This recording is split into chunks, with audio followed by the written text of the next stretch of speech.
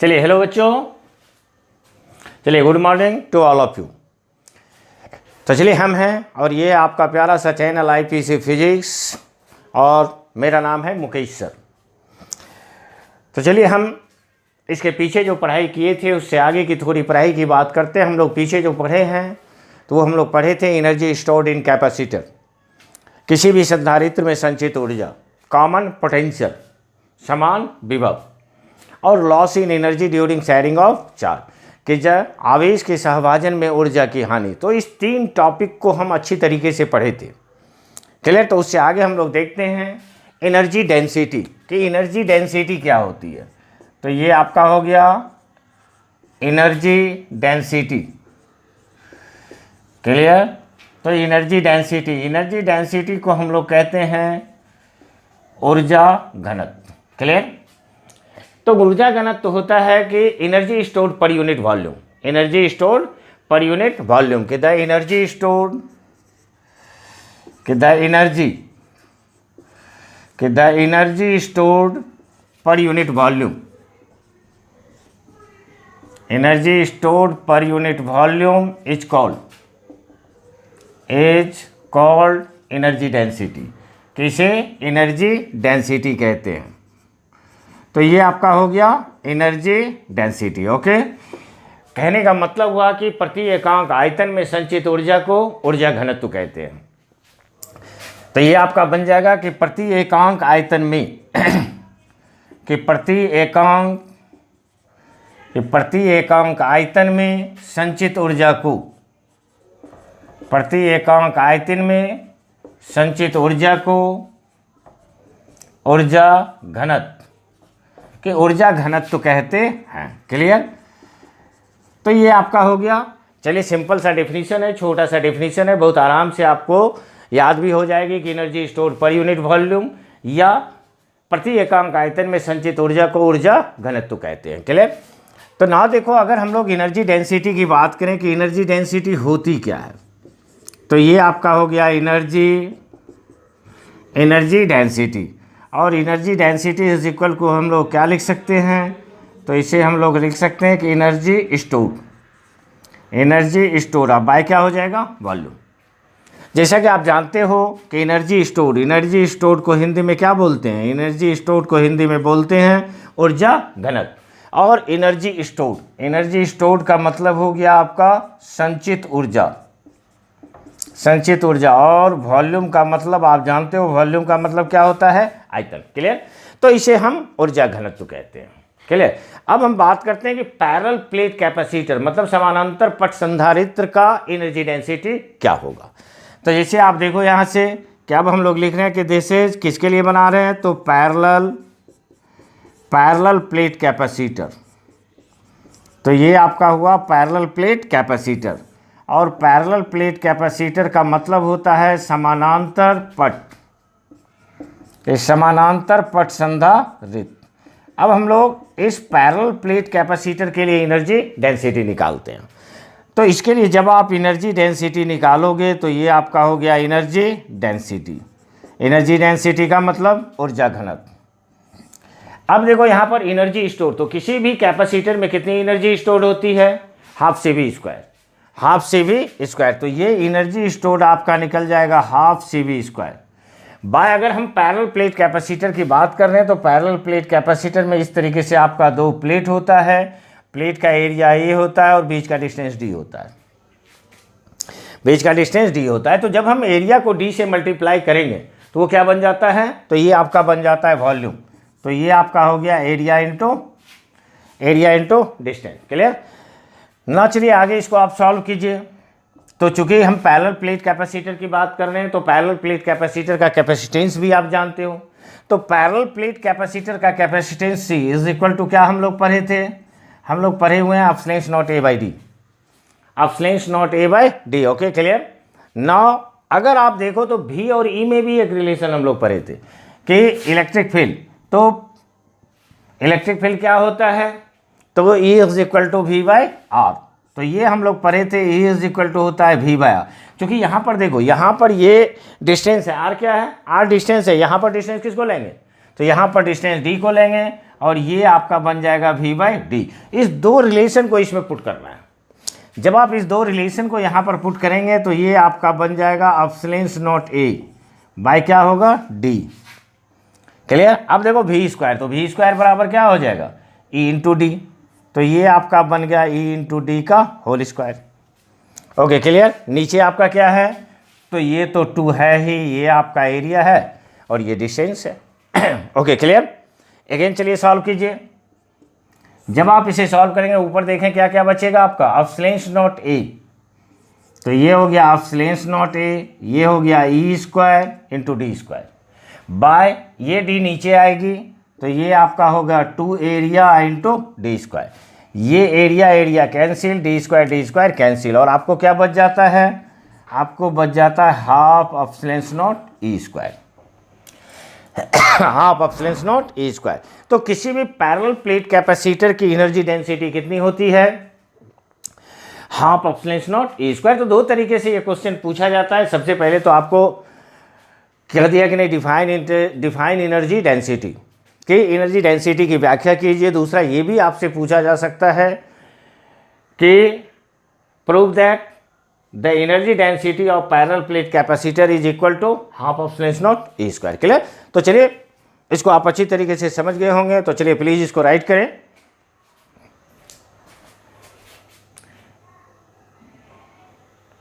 Okay please right. तो चलिए हो गया होगा कंप्लीट। बाकी बार बार बताने की ज़रूरत नहीं पड़ती, लेकिन फिर भी हम आपको बता रहे हैं कि अगर लिखने में थोड़ा लेट हो या प्रॉब्लम हो, आप साफ नहीं चल पा रहे हैं, तो उस स्थिति में आप पॉज करें और पॉज करके उसको अच्छी तरीके से लिख लें। हर चीज़ आपको बहुत साफ साफ नज़र आ रहा होगा। और अगर इसके बाद भी अगर कोई प्रॉब्लम होती है तो उस प्रॉब्लम को आप शेयर कर सकते हैं, कमेंट में डालें, हम कमेंट का आंसर देंगे। क्लियर। जो भी प्रॉब्लम हो आप पूछ सकते हैं। क्लियर। तो चलिए हम रब कर रहे हैं। ये हो गया एनर्जी डेंसिटी। तो ये आपके थे टॉपिक्स फॉर इलेक्ट्रोस्टैटिक्स। तो इलेक्ट्रोस्टैटिक्स के टॉपिक्स ना हम लोग बात करते हैं कि इस एनर्जी स्टोर्ड और loss in energy during sharing of charge. तो इस पे कुछ प्रॉब्लम्स आपके बनते हैं। क्लियर। तो ये जो प्रॉब्लम्स बनते हैं तो उसी प्रॉब्लम्स को हम आपके साथ शेयर करेंगे।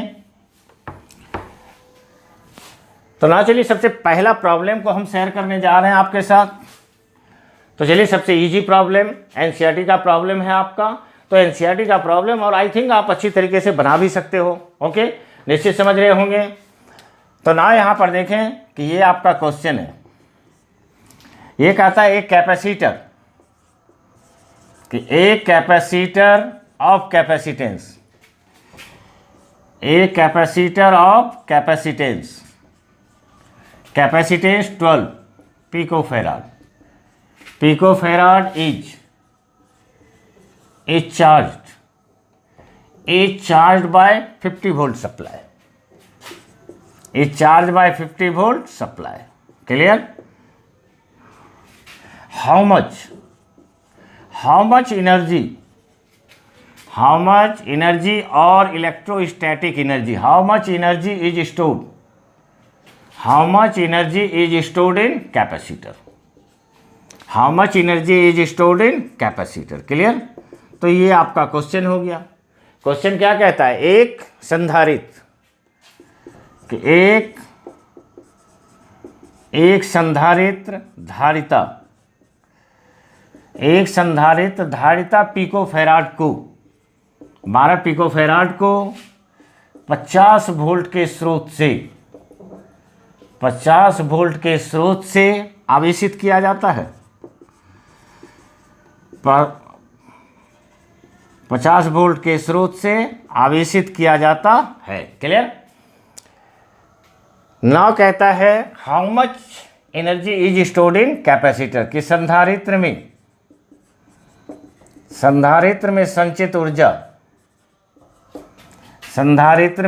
संचित ऊर्जा ज्ञात करें।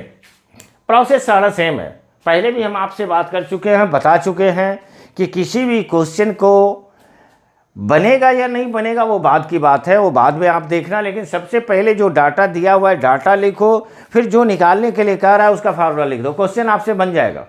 चलिए, तो जैसे आप यहाँ से देखें और जब क्वेश्चन को हम लोग पढ़ते हैं तो क्वेश्चन क्या कह रहा है, क्वेश्चन कहता है ये 12 पिकोफैराड का एक कैपेसिटर है। तो ये क्या दिया हुआ है, तो ये आपको कैपेसिटेंस दिया हुआ है 12 पिकोफैराड, 12 पिकोफैराड, और इसका वैल्यू क्या होता है, पिको का मतलब होता है 10⁻⁻12। क्लियर है। और ये कितने वोल्ट से चार्ज किया जा रहा है, इट इज़ 50 वोल्ट। और एनर्जी स्टोर्ड आपको निकालना है, तो एनर्जी स्टोर्ड को यू से डिनोट करते हैं। ये आपका क्या हो जाएगा, हाफ CV²। ये हो गया half into 12 into 10⁻⁻12 into V कितना दिया हुआ था, तो ये आपको दिया हुआ है 50 इंटू 50।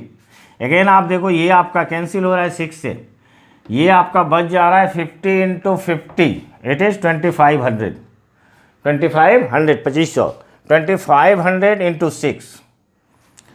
तो ये आपका बन जाएगा, देखो यहाँ से ये हो गया 2500 into 6, it is equal to 15000। तो ये आपको बन रहा है 15000 इंटू कितना हो गया, 10⁻⁻12 एनर्जी है। एनर्जी का यूनिट क्या होता है, जूल।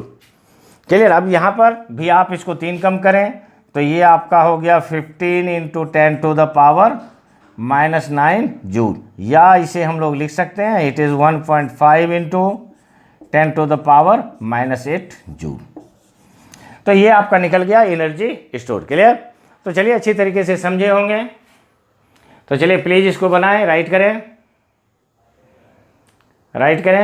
Okay okay complete. तो ना देखो अब हम नेक्स्ट क्वेश्चन की तरफ बढ़ रहे हैं। तो ये भी आपका कौन सा क्वेश्चन है, ये भी आपका NCERT ही है, it is also NCERT question. Clear.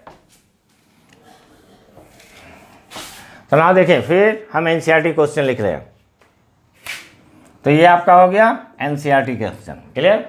ये कहता है A600 picofarad capacitor is charged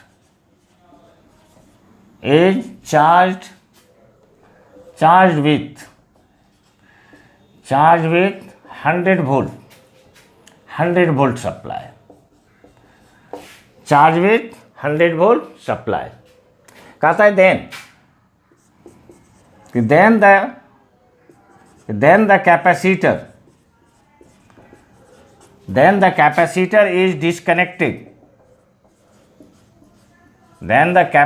is disconnected,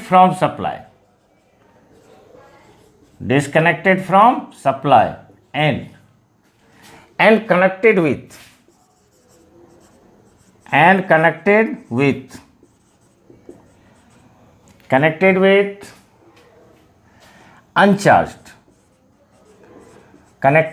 uncharged 600 picofarad capacitor, 600 picofarad capacitor। Calculate energy loss,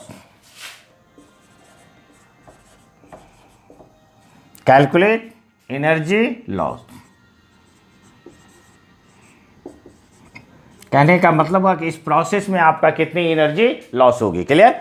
तो चलिए क्वेश्चन को अच्छी तरीके से लिखें और क्वेश्चन को बनाने की कोशिश करें, और जब आप क्वेश्चन को बनाने की कोशिश करेंगे तो क्वेश्चन बनेगा।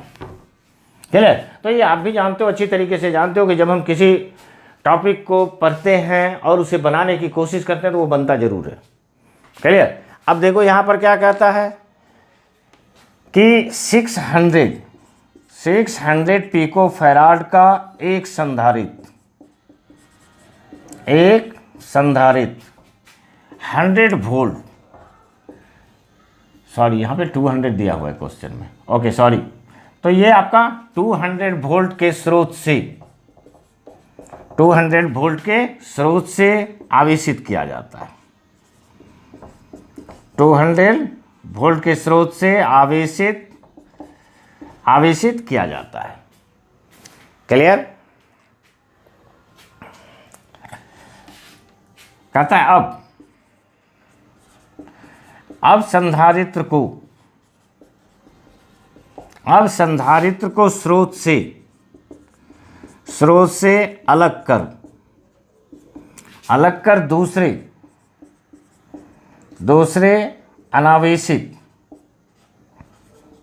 दूसरे अनावेशित 600 पिकोफैराड के संधारित्र से जोड़ दिया जाता है। क्लियर? तो ये हो गया आपका संधारित्र से जोड़ दिया जाता है। ऊर्जा हानि ज्ञात करें। ये कहता है कि कितना एनर्जी लॉस होगा, तो ऊर्जा हानि ज्ञात करें। क्लियर? तो चलिए आप क्वेश्चन को बना सकते हैं और आंसर भी डाल सकते हैं, या हो सकता है कि कुछ ऐसे भी स्टूडेंट्स होंगे जो बनाए होंगे, बन भी गया होगा। प्रोसेस सेम, कि पहले आप दिए हुए डाटा को लिखें, फिर जो निकालना है उसके फार्मूला को लिखें। क्योंकि आप एक चीज़ को मान के चलें, अगर आपका थ्योरी ठीक है, अच्छा है और फार्मूला याद है, तो मैक्सिमम चांस है कि आपसे क्वेश्चन बनेगा। क्लियर? अब आप देखो, यहाँ से हम सारे डाटा को लिखते हैं कि डाटा क्या दिया हुआ है। डाटा आपका कितना दिया? ये हो गया, पहला दिया है 600 पिकोफैराड। दूसरा ये कहता है कि इसको कितना से चार्ज किया जाता है, तो 200 वोल्ट से। अगेन दूसरा आपका कैपेसिटर है, जिसका कैपेसिटेंस कितना है? 600 पिकोफैराड, और कहता है ये अनचार्ज है, तो इट इज जीरो। क्लियर? अब चूंकि डायरेक्ट आपको एनर्जी लॉस निकालना है, इसलिए एनर्जी लॉस का फार्मूला यूज कर सकते हैं। तो एनर्जी लॉस का फार्मूला क्या होता है? डेल यू, और del U is equal to, आप पढ़े हो, C1 into C2 V1 minus V2 का होल स्क्वायर बाय क्या होता है? 2C1 plus C2। क्लियर? अब कुछ नहीं करना है आपको, डायरेक्ट इसमें वैल्यू पुट करें और सॉल्व कर दें। जब आप डायरेक्ट इसमें वैल्यू पुट करेंगे तो देखो क्या होगा। C1 C2, C1 का value 600 into 10 to the power minus 12, again 600 into 10 to the power minus 12, again क्या कहता है? V1 minus V2। तो चलो V1 का वैल्यू कितना है? 200 माइनस 0 का होल स्क्वायर बाय, तो बाय क्या हो जाएगा? तो ये आपका 2 हो गया, ये हो गया 600 into 10 to the power minus 12, again 600 into 10 to the power minus 12। Clear? चलिए सॉल्व करें। चलिए ये देखें, ऊपर को तो लिख देते हैं सेम टू सेम, तो 600 into 10 to the power minus 12, again क्या है? अगेन आपका है 600 into 10 to the power minus 12। यहाँ पर देखें 200 है, तो 200 का होल स्क्वायर मतलब 200 इंटू 200 नीचे, ये आपका 2 हो गया। अगेन देखो आप 600 into 10 to the power minus 12 plus कितना है? Plus 600 into 10 to the power minus 12, दोनों को ऐड करेंगे मतलब x plus x it is equal to 2 है। तो इसे भी आप लोग लिख सकते हो कि 2 इंटू क्या हो जाएगा? 600 into 10 to the power minus 12। Okay complete. ना देखें क्या क्या कैंसिल होगा, ये आपका कैंसिल हो गया। ओके अगर आप इसको कैंसिल कर लो तो ये भी आपका 100 से कैंसिल हो रहा है, ये भी आपका 100 से कैंसिल हो रहा है। बचा क्या क्या? यहाँ पर देखो 600 into 10 to the power minus 12, clear ना? 100 चलिए जीरो को अलग करते हैं, 2 4 6 मतलब 6 जीरो आपको प्लस में है और 12 माइनस में है, बचेगा कितना? -6। तो ये डायरेक्ट आपका आंसर हो जाता है 6 into 10 to the power minus 6 joule. तो 6 into 10 to the power minus 6 joule. चलिए उम्मीद है अच्छी तरीके से समझ गए होंगे। तो चलिए प्लीज राइट करें। ओके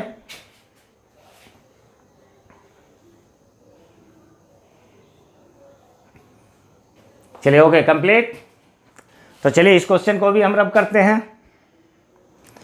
तुमको पहला क्वेश्चन भी आपका एनसीईआरटी था, नेक्स्ट क्वेश्चन भी आपका एनसीईआरटी ही था, क्लियर? नाउ देखें अब थर्ड क्वेश्चन, तब तक आप इसको राइट करें।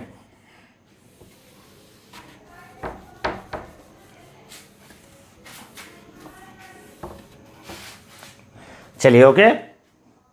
तो ना देखो, अगर तीसरा क्वेश्चन भी हम लिखेंगे और आप कोशिश करेंगे तो वो क्वेश्चन आपसे बनेगा। ये तीनों का तीनों एनसीईआरटी का क्वेश्चन है और तीनों क्वेश्चन अच्छा क्वेश्चन आता है। रिपीट भी होता है एग्जाम में। ओके, तो ना देखो नेक्स्ट क्वेश्चन, ये कहता है a 900 pico farad capacitor is charged by using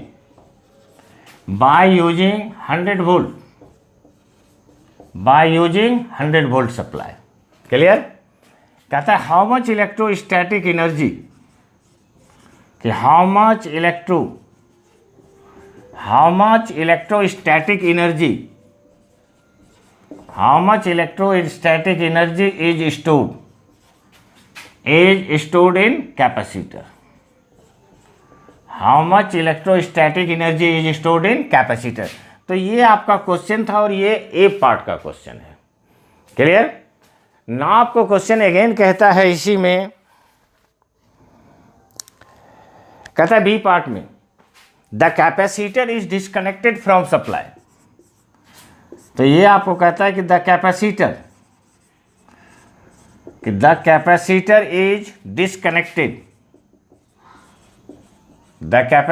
is disconnected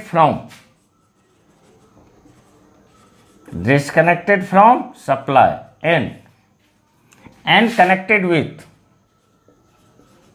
and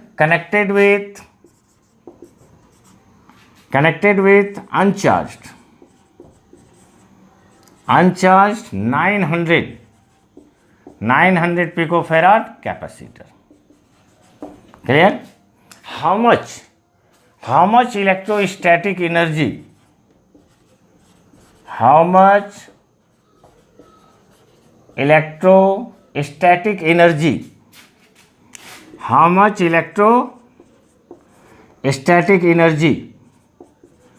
energy stored by the system। तो ये आपको कहता है बाय द सिस्टम। चलिए ट्राई करें अपने से। तो चलिए क्वेश्चन लिखा हुआ है तो राइट करें और इसको बनाएं, बनेगा। ओके,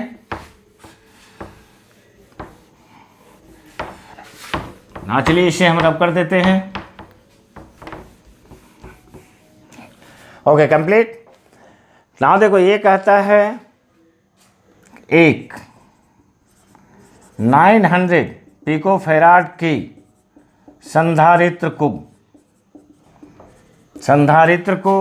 100 वोल्ट के स्रोत से 100 वोल्ट के स्रोत से आवेशित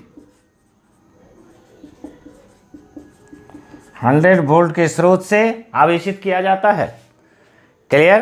तो ये आपका ए नंबर था।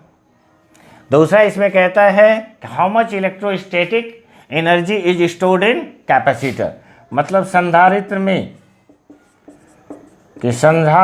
संचित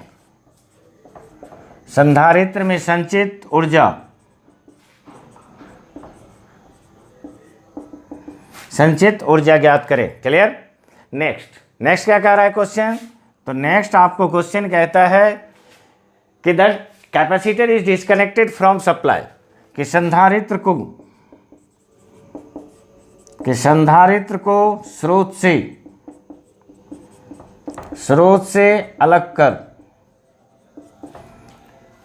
कि संधारित्र को स्रोत से अलग कर दूसरे अनावेशित 900 पिकोफैराड के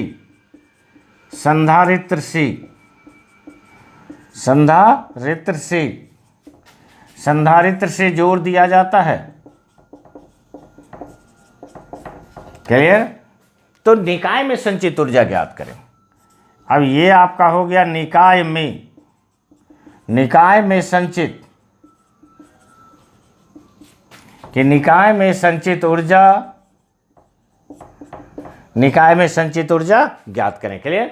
तो सबसे पहले आप क्वेश्चन को लिखें, क्योंकि क्वेश्चन थोड़ा लंबा है, और फिर डाटा को लिखें और उसे सॉल्व कर दें। क्वेश्चन आपसे बनेगा। जैसे आप देखो, हम सबसे पहले ए पार्ट को लेते हैं। ए पार्ट को अगर हम लें तो क्या कहता है, एक 900 पिको फेराड का कैपेसिटर है। तो क्या दिया हुआ है आपको, तो ये चलिए C1 दे दिया, ये C1 आपको दे दिया 900 पिको फेराड। ठीक है, कितना से चार्ज किया जा रहा है, तो ये V बराबर आपको दे दिया 100 वोल्ट। कहता है कितना एनर्जी स्टोर होगा, तो जब आपके पास फार्मूला है तो चिंता किस बात की, तो ये आपका हो गया C1V² और ये आपका हो गया half into 900 into 10⁻⁻12 into V²। चलिए V का वैल्यू कितना है आपका, 100 इंटू 100, 100 इंटू 100। क्लियर। और अगर आप इसे सॉल्व करें तो ये आपका 900 डायरेक्ट कैंसिल हो रहा है, ये आपका हो गया 450। जीरो को अगर आप हटा दें तो 2 2 4 1 5 5 जीरो हटेगी और ये आपका हो गया 445 इंटू 5 मतलब -7 जूल, या इसे हम लोग ये भी लिख सकते हैं कि 4.5 इंटू 10⁻⁻6 जूल। तो ये पहला का आंसर बन गया। Okay complete. ना देखिए हम दूसरा का भी आंसर आपको दे रहे हैं। तो चलिए पहले यहां तक आप राइट कर लो। Okay complete. अब देखो क्या होगा, अब क्वेश्चन आपको कह रहा है कि पहला जो संधारित्र था उसको सोर्स से हटा दिया और क्या किया, दूसरे कैपेसिटर में जोड़ दिया जो कि अनचार्ज है, जो कि अनचार्ज है। क्लियर। तो चलिए फिर हम डाटा लिखते हैं। तो चलिए ऊपर थोड़ा सा रब कर रहे हैं। क्लियर।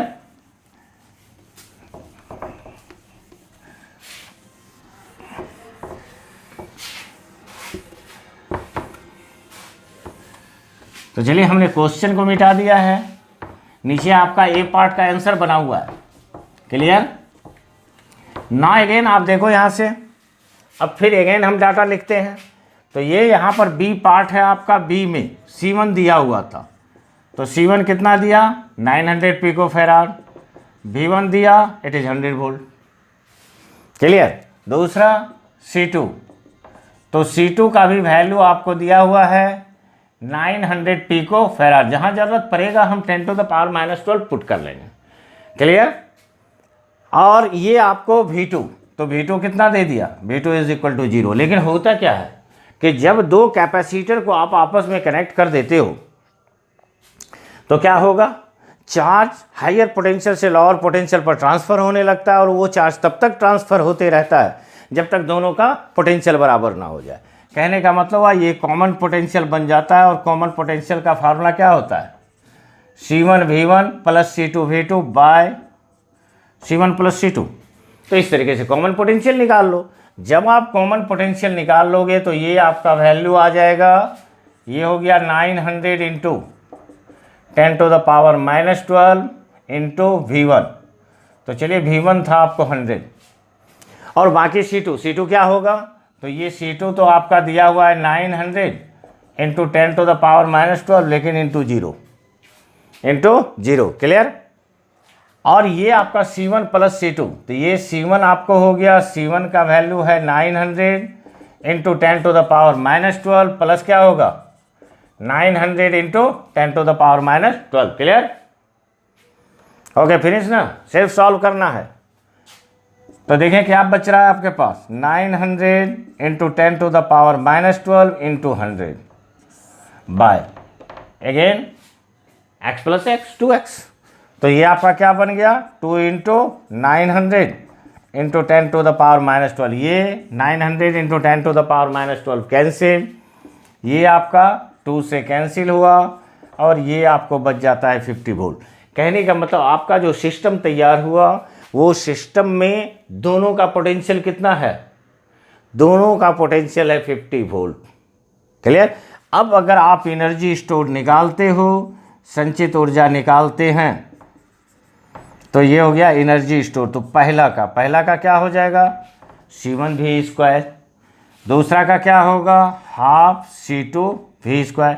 चूंकि यहाँ पर C1 बराबर भी क्या है आपका C2, दोनों का वैल्यू सेम है, मतलब 900 पिको फेराड, जिसे आप ये लिख सकते हो कि half C1V² plus half C1V², तो ये पूरा C1V² हो गया।